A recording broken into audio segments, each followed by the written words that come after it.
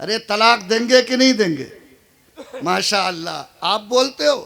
ہمارے یہاں ایک ٹیمپو لوگ آئے تو ہمارے یہاں اترے وہ دروازے پر، پوچھا کیا بات ہے؟ کہا طلاق کا میٹر ہے. اسی جگہ ہمارا ایک گاؤں ہے، وہی کا معاملہ تھا. تو ہم نے پوچھا طلاق کا میٹر ہے؟ تو ایک جوان لڑکا ایک جوان لڑکی اتری، ایک 70 سال کا بڈھا اور 65 سال کی بڑھیا اتری. تو ہم سمجھا کہ یہی جون کا طلاق دیا ہوگا. بولا کہ پوچھا، میرا سر شرم سے جھک گیا. جون کا نے نہیں، وہ 70 سال کے بڈھے نے 65 سال کی بڑھیا کو طلاق دیا تھا. اور ایک دو نہیں، تینوں ٹھوکا تھا، تینوں ٹھوکا. کیا ہوا؟ کیا بڑھیا نے کوئی جرم کیا، غلطی کی؟ نہیں. سسر کا بہو سے انبن جھگڑا ہوا، گالی گلوج ہوا، تو سسر یہ بولے کہ لاؤ مٹی تیل کا گیلن، ابھی گھر میں آگ لگائیں گے. جا کے مٹی تیل کا گیلن پکڑ لیا. بڑھیا سوچی کہ ہو نہ ہو، غصہ شیطان ہوتا ہے، کچھ کر نہ گزرے. جا کے بڑھیا نے مٹی تیل کا گیلن روکا کہ ایسا مت کیجئے. روکنا تھا کہ اس نے اس کو تینوں طلاق دے دیا. 6 جوان بیٹا اس بڑھیا کو ہے جس نے 60 سال تک اپنی عزت اس کے چوکٹ پہ لٹائی ہے. آج بولو وہ کس کے دروازے پہ جائے گی؟ کیا تمہاری زبان اتنی ان کنٹرول ہو گئی؟ کیا تمہاری شریعت، اللہ کا خوف تمہارے دل سے نکل گیا؟ کیا تم یہ بات نہیں جانتے کہ شیطانی کاموں میں جتنے کام ہیں ان میں سب سے بڑا کام طلاق دینے کا کام ہے؟ فرمایا کہ ایک جامعہ زندہ باد. مسلمانوں، کتنے لوگ ہو جو یہاں بیٹھے ہو جس نے اپنی بیوی کا مہر چکا دیا؟ ذرا ہاتھ اٹھاؤ. دیکھو کتنے لوگوں نے اٹھایا. باقی سب قرضہ کھائے ہوا ہے کہ نہیں ہے؟ ارے قرضہ خور ہو کہ نہیں ہو؟ اور یہ قرضہ معاف ہونے والا نہیں. اگر مر گئے، جائیداد ہے تو جائیداد سے سب سے پہلے یہ قرضہ ادا ہوگا، تب جائیداد کا بٹوارا ہوگا. اگر جائیداد نہیں ہے، وصیت نہیں ہے، مر گئے، تو رسول اللہ فرماتے ہیں کہ وہ آدمی جو مہر چکائے بغیر مر گیا، قیامت کے دن اٹھے گا تو اس کی پیشانی پر زناکار لکھا ہوا ہوگا، زناکار لکھا ہوا ہوگا.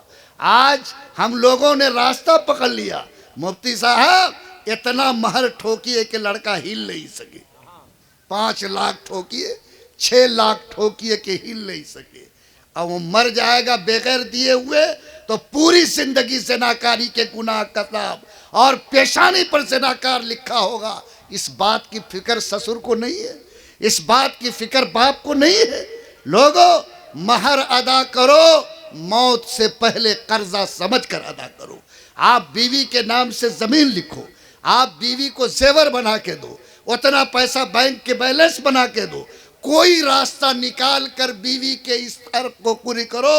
اگر نہیں کرو گے مر جاؤ گے، انجام بھیانک ہے. پیشانی پر اگر زناکار لکھا ہوا تو بولو اس سے بڑھ کر شرمندگی کی بات کیا ہو سکتی ہے؟ تو کیا جتنے لوگوں پہ قرضہ باقی ہے بولو انشاءاللہ ادا کرنے کی فکر کرو گے؟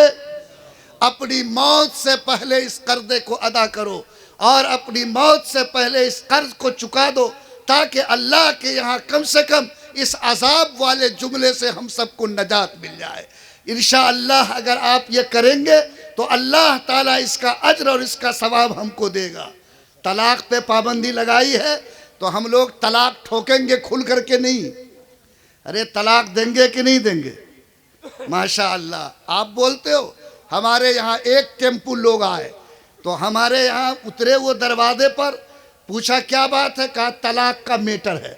اسی جگہ ہمارا ایک گاؤں ہے، وہی کا معاملہ تھا.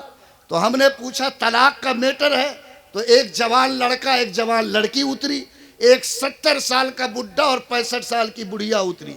تو ہم سمجھا کہ یہی جون کا طلاق دیا ہوگا. بولا کہ پوچھا، میرا سر شرم سے جھک گیا. جون کا نے نہیں، وہ 70 سال کے بڈھے نے 65 سال کی بڑھیا کو طلاق دیا تھا. اور ایک دو نہیں، تینوں ٹھوکا تھا، تینوں ٹھوکا. کیا ہوا؟ کیا بڑھیا نے کوئی جرم کیا، غلطی کی؟ نہیں.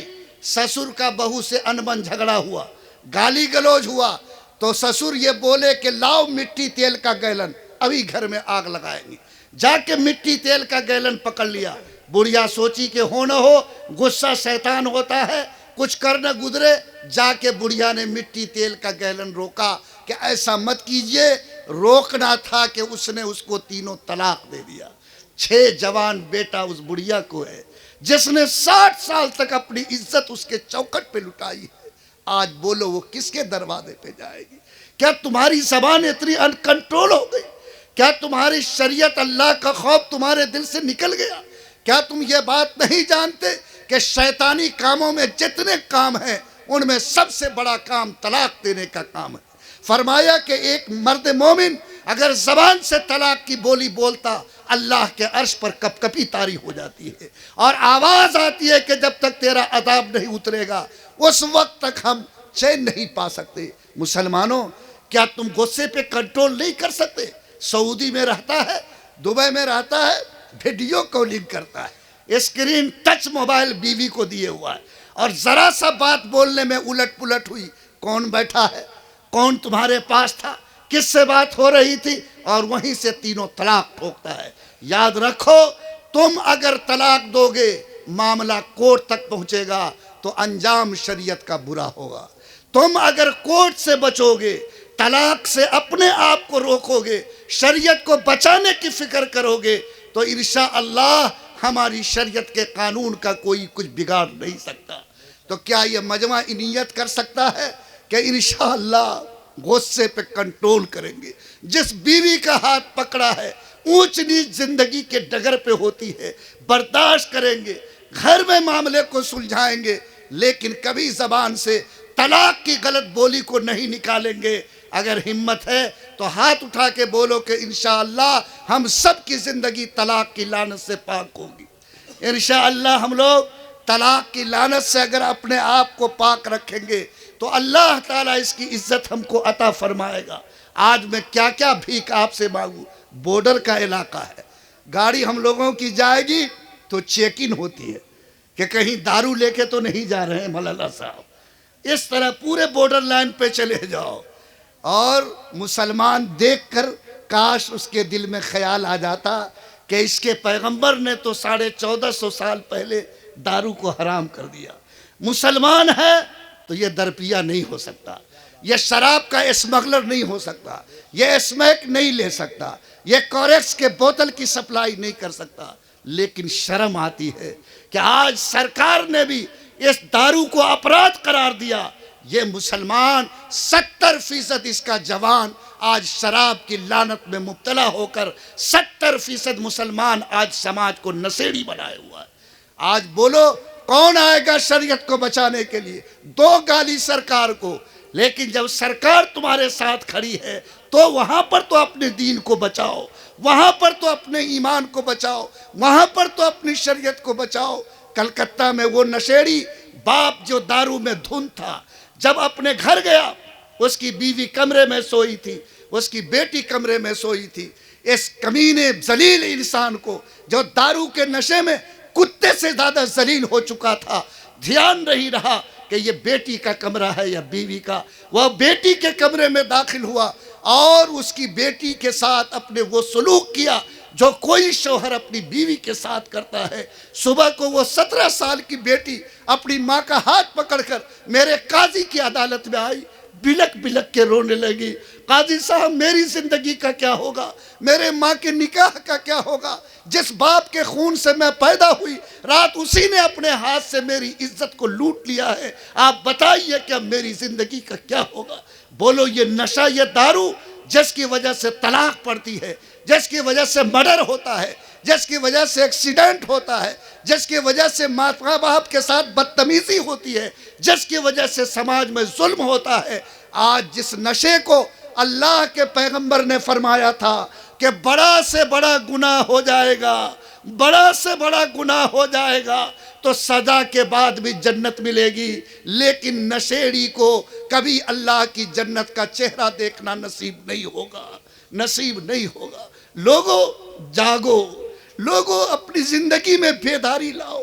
آج یہ نشہ جو سور کے گوشت سے زیادہ حرام، سور کے خون سے زیادہ ناپاک، سور کی پیشاب سے زیادہ گندا ہے، جس کے بارے میں قرآن ہدایت دیتا، جس کے بارے میں نبی فرماتے کہ نشہ جیسے حلق سے نیچے جاتی، اللہ ایمان کی خوشبو کو سینے سے نکال لیتا ہے۔ لوگوں، اللہ مجھے زندگی کی توانائی دے، کیا بولو، ہم لوگ اس گناہ سے لڑ کر اپنے سماج کو اگر صاف کرے تو بولو اس سے ہمارا دین، ہمارا ایمان ہمارے گھر میں محفوظ ہوگا کہ نہیں ہوگا؟ ابھی ایک نشیڑی نے کلکتہ میں 70 سال کی ماں کو زمین پر پٹک کر کٹورے میں پیشاب کر کے اس ماں کے منہ میں پلایا جس ماں نے پورے بدن کے خون کو دودھ پلا کر اس کو جوان کیا تھا۔ لوگوں، آج یہ صورتحال برپا ہے، دیکھ کر آنکھ میں آنسو اور دل کے اندر دھڑکن تیز ہوتی۔ کس کا ہاتھ پکڑے، کس کی داڑھی پکڑے، کس کے دروازے پر جائے؟ کیا اب دنیا میں کوئی پیغمبر آئے گا؟ کیا کوئی نبی آئے گا؟ اگر یہ نیا ڈوبی تو یاد رکھو قیامت کے دن بھی اور اس دنیا میں بھی اللہ کا عذاب ہمارے ہی سروں پہ اترے گا۔ اس لیے سماج کے ذمہ داروں کو، نوجوانوں کو خاص طور پر میں گزارش کرتا ہوں، میرا ہاتھ اگر پہنچتا میں ان کا ہاتھ پکڑتا، ان سے درخواست کرتا کہ تم دنیا میں اللہ کی شریعت کو بچا لو، قرآن کے قانون کی حفاظت کر لو، اس لعنت سے اپنی زندگی کو نکال لو۔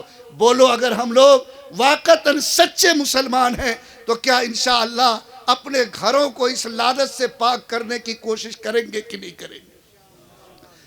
ہاتھ اٹھا کے کہتے تو میری ہمت بڑھتی۔ اللہ قبول فرمائے، اللہ تعالیٰ آپ کے حوصلے کو بلند فرمائے۔ میں ایک اور گناہ کا تذکرہ کر کے رخصت ہونا چاہتا۔